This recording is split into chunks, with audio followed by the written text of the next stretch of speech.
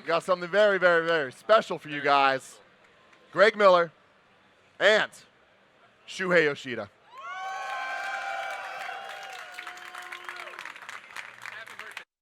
Happy birthday, Tim. Happy birthday. Happy birthday, Tim. Hi, everybody. How are you? How are you enjoying the show so far? Shout out to the man in the Wing Wing shirt. Keep the dream alive. Ladies and gentlemen, please welcome to the stage, Shuhei Yoshida. Grab a seat right there, Shu. Thank you for coming, Shuhei. Oh, yeah, you need a microphone, don't you? There you go. Yeah. Hello. There you go. Yeah, you know that I was one of the producers of the original Crash Bandicoot game. Oh, yeah. So I cannot be excited enough. I had a chance to play Crash 1, 2, and 3 on PS4 the other day. And like they are saying, they made Crash 1 a little bit easier because it's too hard. Yeah. I struggled as a producer, but every level. Well, stop right there. If you were struggling as a producer, did you think about dialing down the difficulty? Actually, we did. We did for the Japanese version. Okay. The US and European version came out in September, I remember. But we had 3 months. We released the first Crash game in December in Japan. Yeah. So I worked with Mark Cerny and Naughty Dog guys to make it a little bit, easier for the Japanese version. Well, we're happy to reunite you and your former employee over there, Crash Bandicoot. Let's start with the biggest PlayStation story of E3 2017. Which was? You're in everybody's golf. Yes! As if I couldn't love the hotshots / everybody golf more. You put Shuhei in there. I got to play as you today. It was fantastic. Thank you, thank you. So I was at the booth, and I saw someone playing as me, and I was like patting. So how is Shuhei doing? Here. There, this is you right there. Oh, they're talking about it. Yeah. How did that happen? Did they just? Oh yeah. So this character was made just using the same character edit tool that they have in game. Yeah. So you can create anyone, and as a developer made this tool, they wanted to demonstrate how versatile it is. So they created me and Sean Layden and Andrew House and all those bunch of people just using the same tool. Gotcha. And one of the PR person, suggested, well, why don't we use just Shuhei character for the E3 demonstration? That might attract, people's attention. Just a little bit, yeah. Is it shipping with you? You're going to be in the game? I could be, yeah. You have I to saw an earlier. Do you want him in the game? Everybody's golf. In the earlier version, I saw me as one of the galleries, watching, people play. Yeah, you got to do it. I think for the people who love everybody's golf, if you're a Hot Shots fan like me, you know Shuhei Yoshida, it makes perfect sense. Thank you. So Shu, how has it been? How has E3 2017 been for you in PlayStation? Yeah, it's been very relaxing. Yeah. Nobody asking questions. Nothing happening. Yeah. Like you saw the show, right? Yeah, I did. Just Sean Layden came up, spoke for 1 minute. Yeah. And all the presentation was like, video game. Yeah. Yeah. So there's no a technical issue that we don't have to. Be worried about. Yeah. And there's no switching people, and so we didn't have rehearsal. Yeah, there's just one run through at the night of the day before, the show. Sure. That was it. We didn't do any rehearsal on the same day, so. Because somebody just had hit play pretty much, right, and walk off. Pretty much. However, if you are.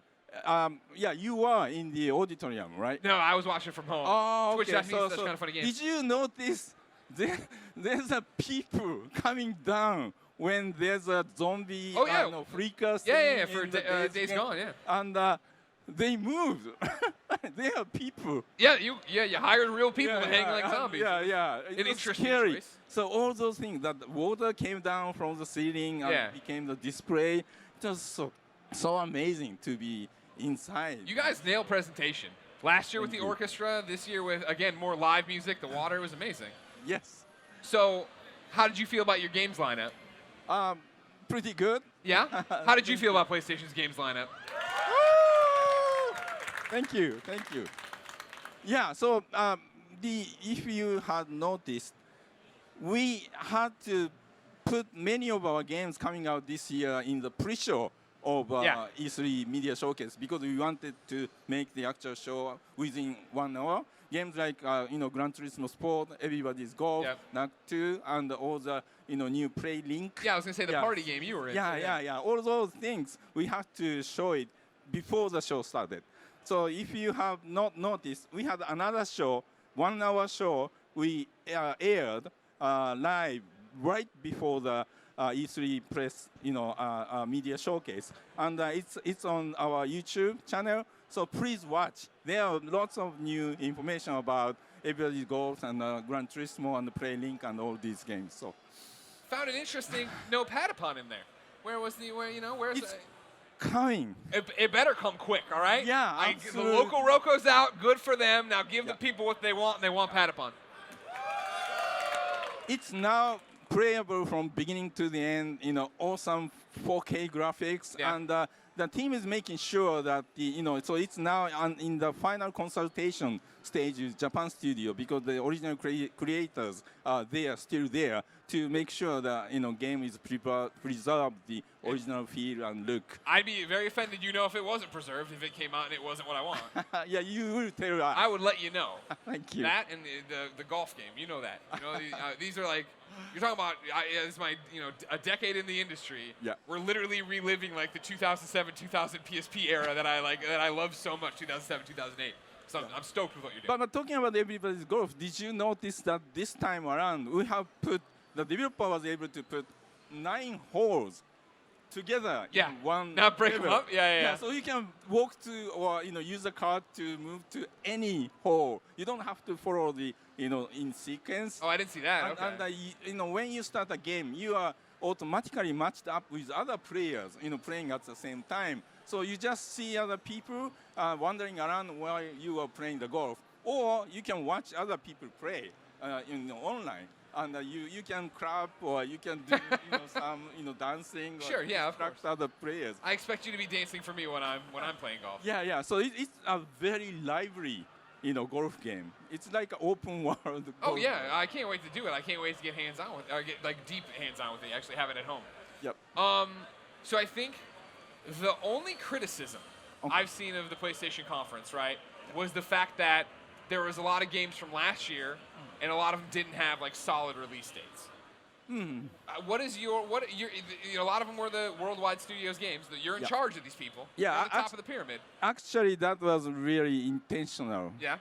Like Gran Turismo Sport coming fall 2017, God of War coming early 2018, because we had announced release dates of many games that we had to apologize and push back in the past. So we got together and discussed seriously because the PS4 games are so big and all the teams, very veteran teams making games for the last 20 years still miscalculate how much work is done at the very last part of the development, being polishing or debugging. So we agreed to not to announce a release date until very, very, very, very close to the release date. So that puts a lot of challenge to our marketing and the sales team. Sure. But they understood and agreed and allowed us to just say the windows, like a season, like a fall or spring or early, until we are so close to like a beta finish. So that's the reason that we didn't announce the actual date. Does that make it a really tough decision on what to show when? Like to show something like Days Gone last year and show it again this year and not have a date or anything like that, which is fine. Eric Jensen working his butt off, I understand. But I mean, is that like, it feels like you guys have had to change strategy, I guess. Well, so we have a portfolio of games. We are in development, and we share that with our marketing and the PR teams. And every game has a certain point in development that's optimal to show and announce. And because we have many events in the year, so we have to kind of strategize, like to place where to put what contents. So. Of course. Yeah, so. Where are you strategizing to play Sucker Punch's game because I'm sick of not seeing it. I think it was 2 years ago on this stage you told me you had played it, and I still don't see anything about it. I think I have played many more times God. of such game, and every time I play, I shouldn't be talking more. Okay, I can respect that. So it's a game. It is a game. Yeah. Sucker Punch is making a game. They are not making movies. Thank you. Good. We started knocking it out. It's like Guess Who now. We're just knocking it it's out. now very narrow. Exactly. We're right on top of that. How many E3s you been to, Shu? I remember I was there at the very first one when the Steve Race came out and just said $299 and as to announce the price of original PlayStation. That was a huge. So I think that was the very first E3. So I've been to E3 every year. Every year. Yeah. What do you think of this year being open to the public? That's lots of energy. Feel a little bit like PSX. You are there. Sure. Yeah. So I think I like it in terms of the atmosphere and the energy. But it's gonna be much more challenging for media people to play games, and we have media room. So hopefully they have enough time to get their hands on the games. But I hope people are enjoying. Are you enjoying being in E3? Yeah, they're doing all right. Don't worry about them. They're having a fine time. So, for you right now, what's it like to have so many games coming that people are super excited for, but then still to be able to come out and announce something like Shadow of the Colossus? Yeah. How long had that been in development? How long had that been a thing? Because I had no idea that was coming. Yeah, so this is a complete remake of the game. Every asset, everything is made new for. We're changing the control scheme. With doing some tweaks. Okay. Yeah, I can live with that. Yeah, because it's been a long time since a very original game, and there are certain things that people expect in terms of interface. Yeah. So we developed Blue Point, and Japan studio are experimenting with something. I'm not allowed to talk about details, but as you know, Blue Point made the PS3 HD version of Shadow of the Colossus and Echo, so they know the game inside out. Yeah. And there are people in Japan studio who worked on original as well. So they are really making the game, preserving the original game, the feel and gameplay, however, to really recreating the game with the contemporary current gen PS4 graphics and engines. So for people who have no idea about this game, our goal is to make this game look like any other new PS4, brand new PS4 title. That's why we didn't put remake or anything in the title. We just call it Shadow of the Colossus. I feel I would be wrong. Sorry, to answer your question. So they've been spending. Take over, Shu. It's you. They've been spending quite a long time. Yeah. As you could tell. Yeah. Yeah, making this game. Yeah. Yeah. And that so it was going on in parallel with the Last Guardian development, Yeah, so they've definitely been working on it for quite a while. I feel this is a golden opportunity to catch up with you. Yes. We get to talk quite a bit, but not as often as I'd like. Anytime you want to leave Sony behind, come work for Kinda Funny, let me know. Oh, yeah, so I can take the Collins. We'll bring back PS I Love You XOXO if you want to co-host it.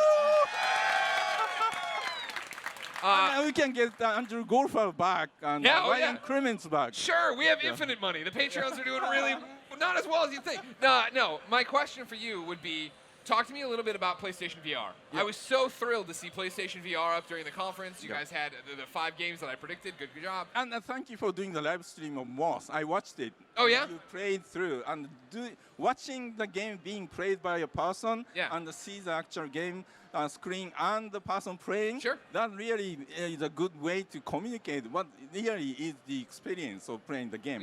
Our audience loves PlayStation VR, and they want to see more and more stuff about it, so we're happy to get out there. But, for you, we talked so much leading up to it. How have you felt post-launch about PlayStation VR? Yeah, so the, in terms of number of units, we couldn't keep up with, producing enough. So, because going in, because it was the very first year the consumer level high quality VR has been possible, it was very difficult to read the actual demand. The $399 is not cheap at all. So Sure. it's an expensive system because we want to make sure the experience is amazing when we come out, because VR takes people's senses away and put them into different world. So we really, really, really needed to put the very high quality advanced tech component which we did. Yeah. So there are challenges in terms of producing enough units to catch up with the demand. But now you go to the stores, you should be able to find So we've been holding back, our marketing and sales teams has been holding back promoting the system because we didn't have enough units. But going forward, because we have enough units, we are moving into the retails. We will restart promoting the system and games coming out. That's all I want to hear, and that's why E3 was such a positive move for it, because it was the fear, right, of it got launched and then it got quiet. And it was, is it doing well? Is Sony going to still support it? Are they going to make games for it? You guys still are. The reason, as I said, was because of the retail inventory situation. Well, great. Ladies and gentlemen, this is Shuhei Yoshida. Thank you, Shu. Thank you for having me. Get up here. Ah, yeah. Thank you for coming by. All right, now get off the stage.